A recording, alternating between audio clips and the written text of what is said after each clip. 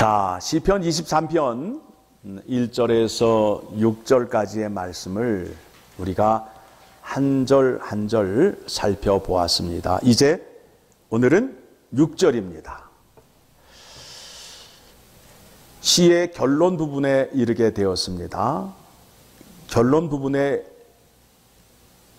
뭐라고 말씀하고 있느냐 하면, 내 평생의 선하심과 인자하심이 반드시 나를 따르리니 내가 여호와의 집에 영원히 살리로다. 다윗은 왜 여호와의 집에 영원히 살기를 소망할까요? 오늘 그 문제를 생각하시면서 시편 23편의 말씀을 정리하려 합니다. 1절 말씀을 보게 되니까, 여호와는 나의 목자시니 내게 부족함이 없으리로다. 그가 나를 푸른 풀밭에 누이시며 쉴만한 물가로 인도하시는 도다. 목자가 양을 인도하여서 푸른 풀밭과 쉴만한 물가로 인도하시는데,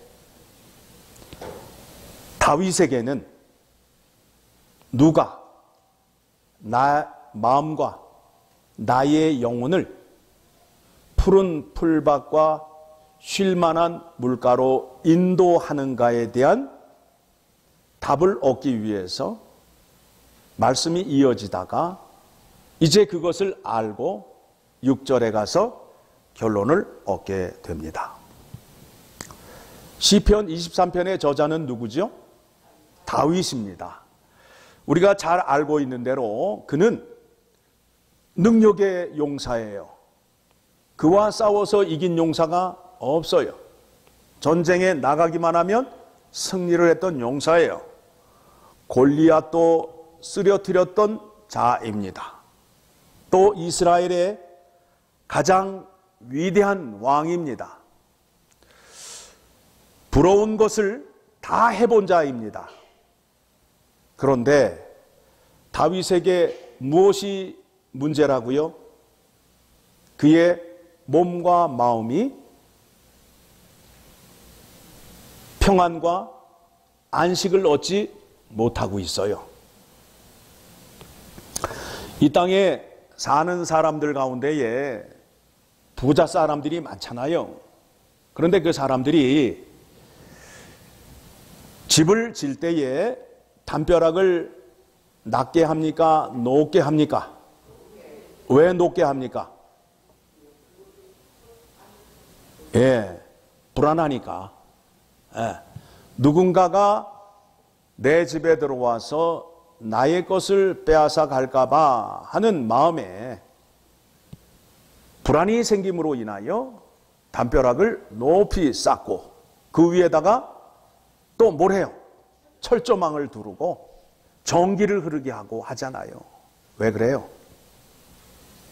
불안한 마음을, 조금이라도 편안한 마음을 가지려고 그와 같은 일을 하게 됩니다. 다윗 역시도 용감한 용사였지만 그의 마음이 늘 불안하였어요. 안식을 얻을 수 없었어요.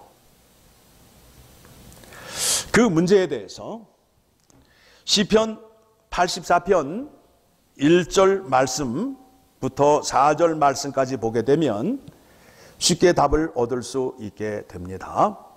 시편 84편 1절에서 4절까지의 말씀을 우리 한 절 한 절 읽도록 하겠습니다. 자, 1절입니다.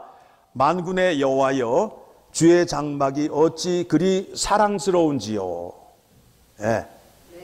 하나님이, 제가 먼저 하고 할게요. 하나님이 계신 그곳이 사랑스럽대요. 사랑스럽대요. 그리고 2절에 가서 뭐라 그래요? 내 영혼이 궁정을 사모하며 쇠약하며.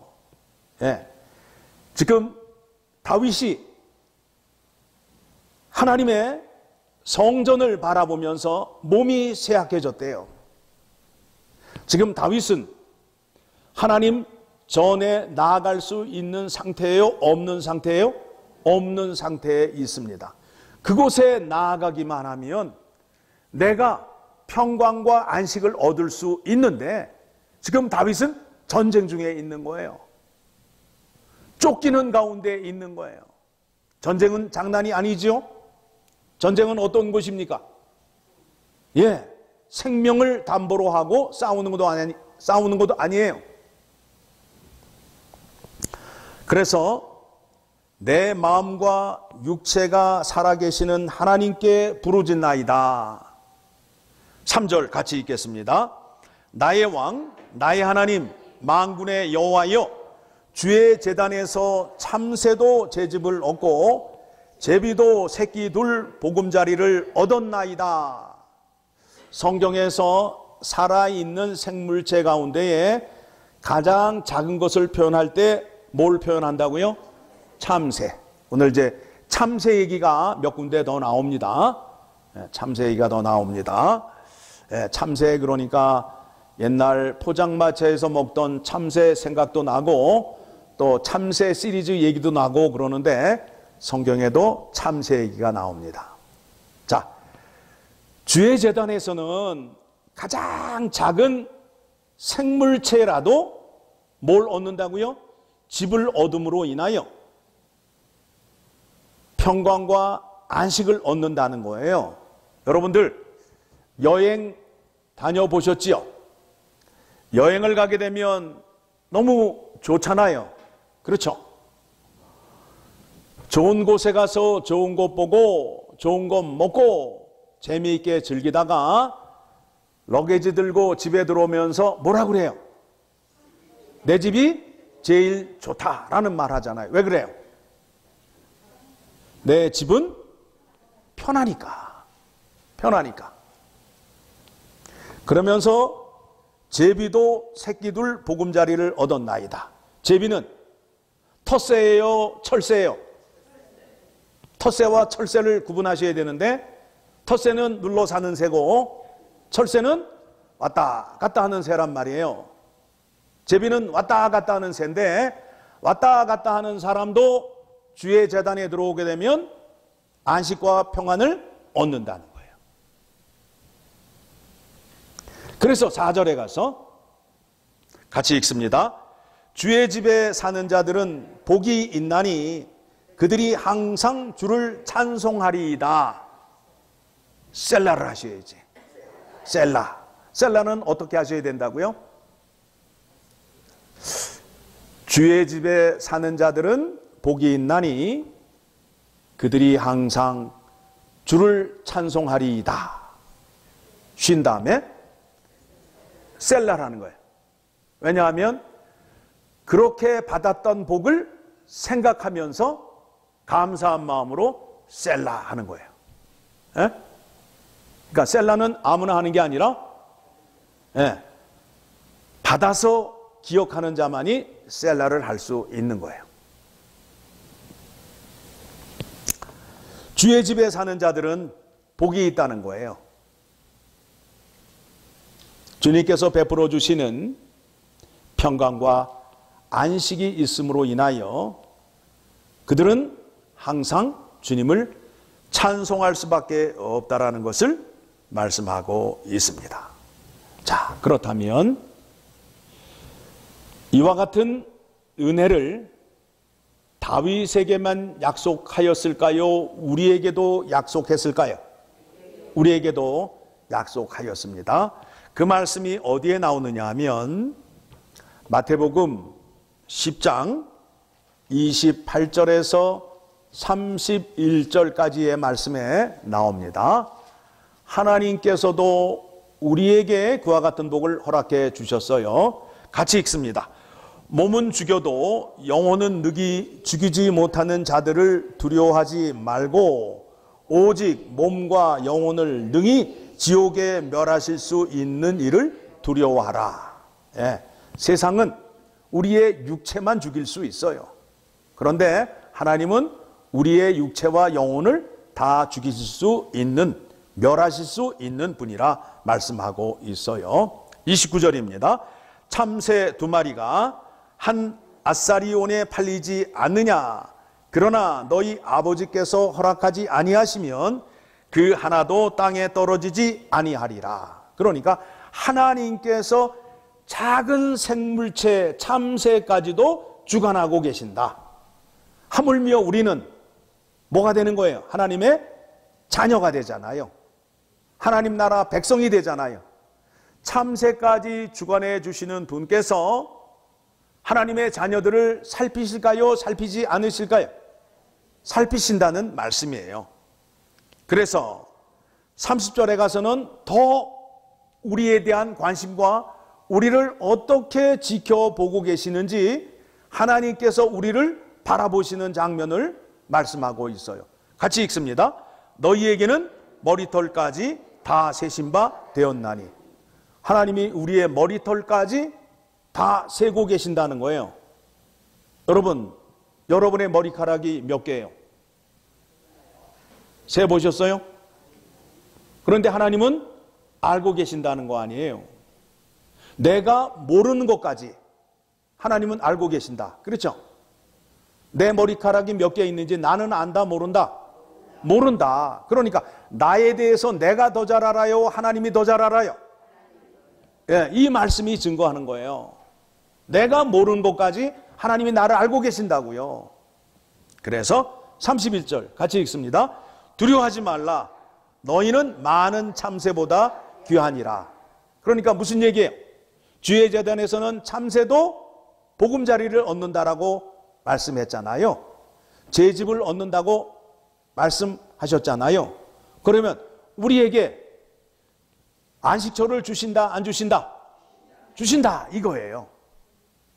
그런데 우리에게 영원한 안식처가 있음을 우리가 믿고 그것을 의지하며 살아야 하는데, 우리가 하나님의 약속의 말씀을 알지 못함으로 인하여 이 땅에서 두려워하며 걱정 가운데 살 수밖에 없다는 거예요. 믿음은 하나님께서 약속하신 말씀을 많이 알아야 믿음이 크게 성장할 수 있어요. 그렇죠? 자, 그러면 이제 우리에게 평강과 안식을 주시는 방법이 어떤 방법이냐 하면, 누구를 통해서 주신다고요? 예수 그리스도를 통해서 우리에게 주셨어요. 그 말씀이 어디에 나오게 되느냐 하면 마태복음 11장 28절에서 30절까지의 말씀을 보게 되면 너무도 선명하게 우리에게 증거하고 있습니다. 여러분들이 다 알고 있는 말씀이에요. 같이 읽습니다. 수고하고 무거운 짐진 자들아 다 내게로 오라. 내가 너희를 쉬게 하리라. 다윗은 마음과 영혼이 쉼을 얻기 위하여 하나님께 간구를 했잖아요. 그런데 우리가 간구하기 이전에 하나님께서 누구를 보내주시고 그 은혜를 주셨다고요? 누구의 은혜가 더 큰 거예요? 우리가 받은 은혜가 더 크잖아요. 누구보다? 다윗이 받은 은혜보다 우리가 받은 은혜가 더 크잖아요. 다윗은 간구하여서 그 은혜를 얻었지만 하나님께서 택한 백성들에게는 품 안에 계신 독생자 예수 그리스도를 보내시고 이와 같은 복을 허락해 주셨어요. 29절 같이 읽습니다. 나는 마음이 온유하고 겸손하니 나의 멍에를 메고 내게 배우라. 그리하면 너의 마음이 쉼을 얻으리니. 자, 멍에를 메는데 멍에는 한 마리가 메요, 두 마리가 메요? 한 마리, 두 마리? 두 마리. 두 마리가 메는데 둘 다 어른 소를 메는 게 아니라 한쪽에는 어른 소를 메고 한쪽에는 어린 소를 메요. 에? 자, 그러면 왜 그렇게 하느냐 하면 이제 어린 소가 자라면서 배워야 될 거 아니에요. 어미소에게 배워야 될 거 아니에요. 자, 밭을 갈게 되면 힘은 누가 다 써요? 어린 소가 힘을 써요? 엄마 소가 힘을 써요? 엄마 소가 힘을 쓴다고요. 그러니까 옆에 있는 어린 소는 어떻게 하면 돼요? 따라가기만 하면 된다니까. 따라가기만 하면 된다니까. 신앙은 너무 쉬운 거예요. 내가 개척하려고 하니까 어려워요. 누가 가신 길만 따라가면 된다고요? 예수님이 가신 길만 따라가면 된다니까요. 너무 쉬운 거예요. 그런데 우리가 어렵게 생각을 하고 있다고요. 나와 함께 가자는 거예요. 나와 함께. 누가? 예수님께서 나와 함께 가게 되면 적군을 만나면 누가 힘쓰시겠다는 거예요? 예수님께서. 너무도 쉬운 방법이에요. 멍에를 통해서 깨닫게 해주시잖아요. 주님 말씀만 의지하시게 되면 주님께서 다 해결하신다고요. 그게 믿음이에요. 그런데 자꾸 기도를 어떻게 하느냐 하면 내게 능력을 주시면 내가 알아서 하겠습니다 라고 말한다고. 그거는 믿음도 아니고 신앙도 아니에요. 구원은 예수 그리스도와 연합이에요. 함께 할 때에 예수 그리스도의 능력이 나타나요. 그래서 30절에 가서 뭐라고 말씀하셔요? 이는 내 멍에는 쉽고 내 짐은 가벼움이라 하시니라. 예수님도 왜 이와 같이 말씀하시느냐 하면 예수님이 그 길을 개척해 가는 것이 아니라 아버지의 뜻대로 가기만 하면 돼요. 누가? 예수 그리스도가. 그렇죠? 예수 그리스도가 이 땅에 오셔서 자기의 뜻대로 뜻을 펼치는 게 아니라 누구의 뜻을 따라갔다고요? 아버지의 뜻을 죽기까지 순종하셨다고요. 그러니까 예수님도 가는 길이 쉬운 거예요. 그 길을 누가 가르쳐 주시고 누가 보여주셨다고요? 아버지가. 그러니까 예수님이 그 길을 잘 아신단 말이에요. 그래서 우리는 그분하고 손만 붙잡고 가게 되면 그 길을 평안과 안식을 얻으며 갈 수 있게 된다라는 겁니다.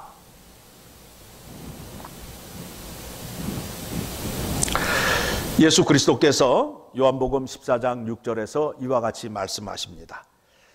내가 곧 길이요 진리요 생명이니 나로 말미암지 않고는 아버지께로 올 자가 없느니라. 오늘 말씀에 다윗이 뭐라고 끝에 가서 고백하고 있어요? 오늘 설교 제목이 뭐예요? 내가 여호와의 집에 영원히 살리로다. 아버지 집에 살기를 원하는 거예요. 자, 그렇다면 이제 우리가 어디를 가야 돼요? 아버지의 집을 가야 될 거 아니에요? 그렇죠? 아버지의 집은 어떻게 갈 수 있어요? 티켓 싸면 가요? 예. 네. 뭘로 가요? 믿음으로 가잖아요. 그 길을 예수 그리스도께서 아버지 말씀에 죽기까지 순종하시고 아버지의 능력이 나타나서 부활하심으로 인하여 아버지가 그 아들을 하늘로 불러 올리셨어요.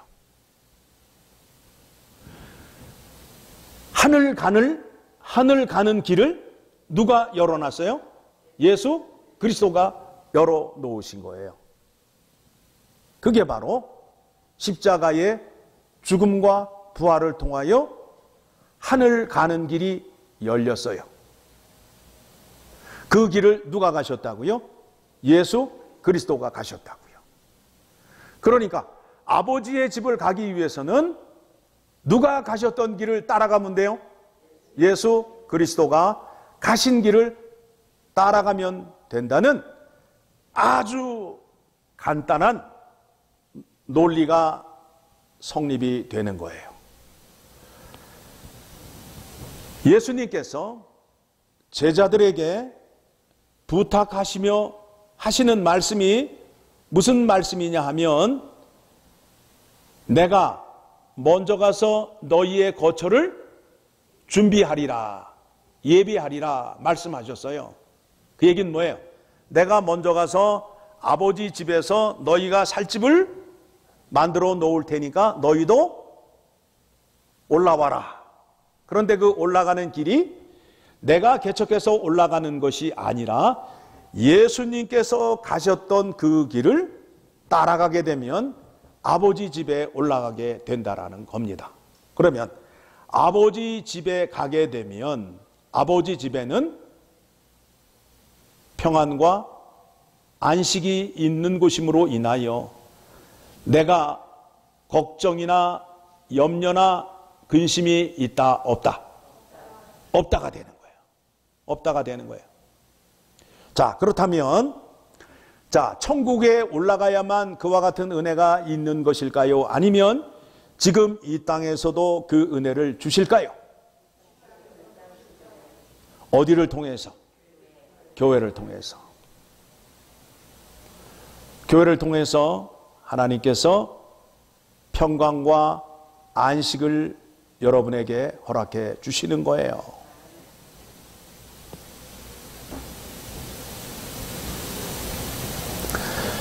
어떻게 얻을 수 있냐고요? 하나님을 알게 되면, 하나님께서 나와 함께 하심을 알게 되면 내가 평안과 안식을 얻게 된다라는 겁니다.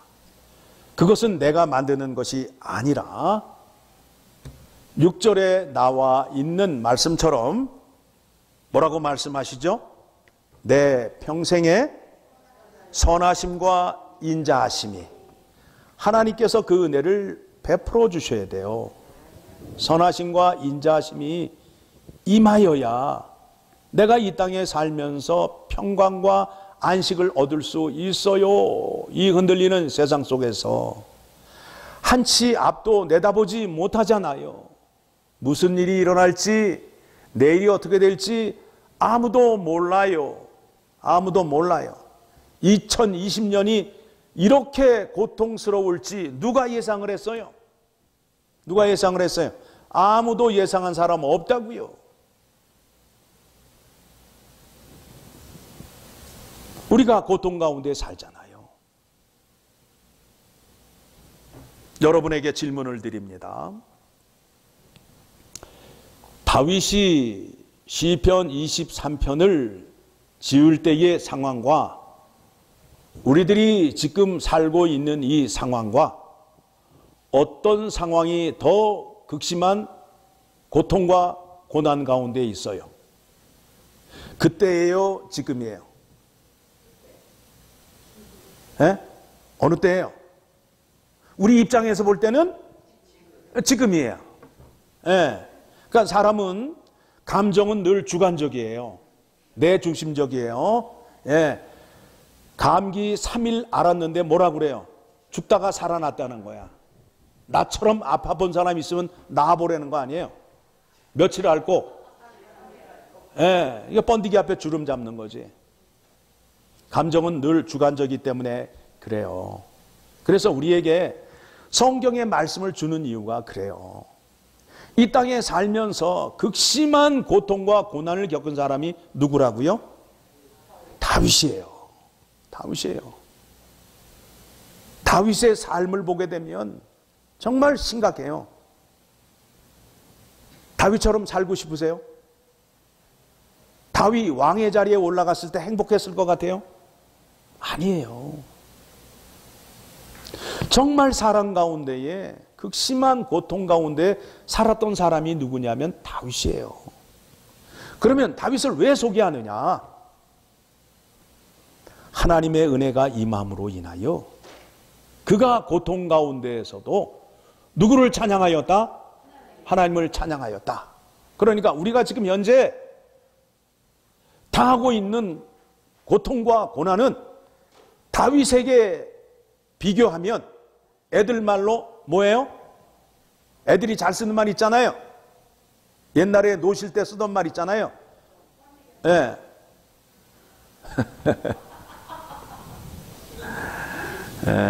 모기발의 워커 아니에요.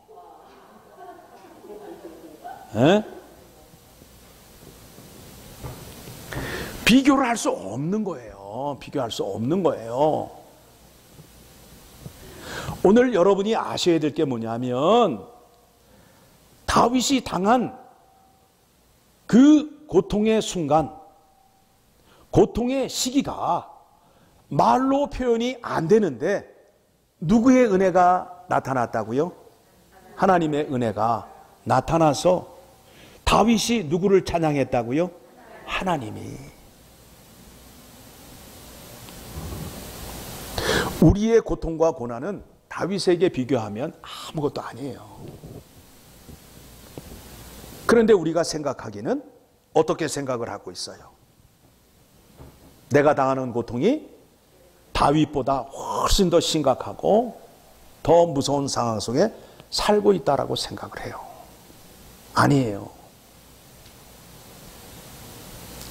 성경 안에 등장하는 인물들은요, 정말 심각한 상태에 있는 사람들이 소개되는 거예요. 바울이 그렇잖아요. 바울이 왜 바울이에요? 못된 놈 중에 제일 못된 놈이 누구라고요? 바울이라니까요. 하나님의 입장에서 볼 때에 바울이 그 전에 뭐 했어요? 예수 믿는 사람 핍박하고 돌로 쳐 죽인 사람 아니에요. 하나님이 왜 그 사람을 택하였어요? 후대 사람들에게 본을 보여주기 위해서, 어떻게 말하기 위해서 바울 같은 놈도 구원을 얻었다라는 다른 사람에게 전도와 은혜를 주기 위해서. 바울도 은혜를 얻었단 말이에요. 그러니 바울도 은혜를 얻었으니 모든 사람이 다 은혜를 받을 수 있어요, 없어요? 그거 얘기하는 거예요, 성경에서. 나도 바울처럼 살고 싶어. 교회에다 돌 던지고 싶으세요? 예수 믿는 사람 돌로 쳐 죽이고 싶으세요? 그런 환상적인 믿음을 가지시면 안 된단 말입니다. 성경에서 하시는 말씀이 뭐예요? 하나님의 주권과 전적인 은혜를 말씀하고 있잖아요. 그래서 사랑 가운데에 극심한 고통 가운데 있었던 다윗을 택하여서 다윗에게 은혜를 베풀어 주셔서 후대 사람들에게 다윗도 이와 같은 상황에 살 때에 내가 은혜를 베풀어 주었다, 하물며 너희일까 보냐 라는 믿음을 주기 위해서 누구를 택하였다고요? 다윗을 택하였다고요. 그래서 시편 150편 가운데 다윗의 시가 몇 개예요? 몇 개예요? 73개란 말이에요. 전부 다윗이 시의 내용을 보게 되면 전부 부르짖는 내용이에요. 죽겠습니다, 살려주세요라는 시로 시작한다고요. 그런데 끝부분에 가면 어떻게 돼요? 내가 여호와 이름을 찬송하리로다, 자리로 나아간다고요. 하나님의 은혜가 고통 가운데 있는 자들에게도 나타나셔서 그에게 생명을 주시고 그의 삶을 풍성케 해 주셨음을 오늘 말씀을 통하여 확인하시고, 이제 시편 23편 6절의 말씀을 다 함께 읽고 말씀을 마치도록 하겠습니다. 여러분이 이제 오늘 이 말씀을 들으시고 하나님의 은혜가 어떻게 임하였는지를 알게 되었잖아요. 그러니까 다윗이 이렇게 고백을 하는 거예요. 내 남은 평생을 주님 전에 거하기를 원합니다. 자, 같이 읽습니다. 시작. 내 평생의 선하심과 인자하심이 반드시 나를 따르리니 내가 여호와의 집에 영원히 살리로다. 하나님의 선하심과 인자하심이 교회의 머리 대신 예수 그리스도를 통하여 주신다 약속하셨습니다. 오늘 예배에 참석하셔서 오늘 우리가 부른 찬송대로 내 무거운 짐을 누구에게 맡기면 된다고요? 예수님에게 맡기시면 예수님께서 그 문제를 다 해주시는 거예요. 누가 약속하셨어요? 내가 해달라고 그랬어요? 예수님께서 약속하셨어요? 예, 그 약속 붙잡으시고 기도하시고 교회 예배당 문을 나갈 때에는 평강과 안식이 충만하여서 나가기를 소원합니다. 하나님 아버지 감사합니다. 이 땅에 많은 사람들 가운데에 우리를 예수 그리스도의 이름으로 구원받게 하시고 하나님의 자녀 삼아 주셔서 저 하늘 하나님이 사시는 그곳에 우리의 거처를 예비해 주셨습니다. 그래서 우리가 이 땅에 살면서 하늘의 소망을 갖고 살게 하시고 그곳에서의 평강과 안식을 주님의 몸된 교회를 통하여 허락해 주심을 믿습니다. 그리하여서 이 자리에 나와 오늘도 머리 숙이고 하나님 아버지께서 주시는 은혜와 평강과 안식을 얻고 얻음으로 인하여 저 흔들리는 세상 속에서 세상과 타협하지 않고 주님만 바라보며 살 수 있는 믿음 허락해 주심을 감사합니다. 우리가 기도할 때에 우리 주님께서 우리의 기도를 들으시고 우리를 영육간에 강건케 하여 주시옵소서. 감사드리며 우리의 생명의 주인 되신 예수 그리스도의 이름으로 기도드리옵나이다. 아멘.